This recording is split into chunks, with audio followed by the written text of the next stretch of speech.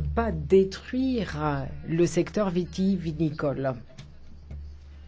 Je vous remercie, Madame Delay, vous avez la parole. Mes premiers mots seront pour féliciter les rapporteurs pour cette résolution qui aborde, à mon sens, les questions principales liées à une stratégie en matière d'alcool.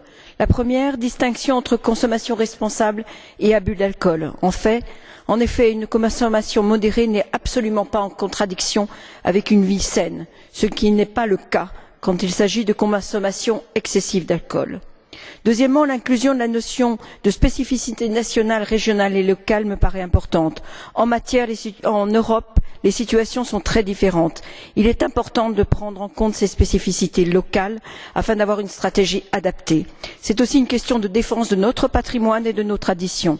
Il faut maintenir les moyens à disposition des filières viticoles via l'OCM viticole. Enfin, rappel du principe de subsidiarité, puisqu'en la matière, ce sont les États membres qui sont en première ligne. Néanmoins, plutôt que de parler de nouvelles stratégies, comme la résolution le mentionne, je pense que nous devrions plutôt poursuivre et améliorer celle déjà en place. Elle a fait ses preuves et il faut encourager les efforts fournis. Enfin, un point me semble essentiel.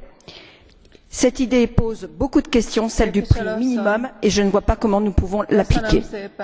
Köszönöm szépen a hozzászólását.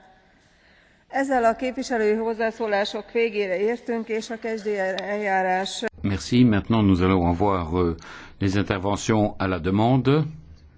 Il y a 24 députés qui souhaitent intervenir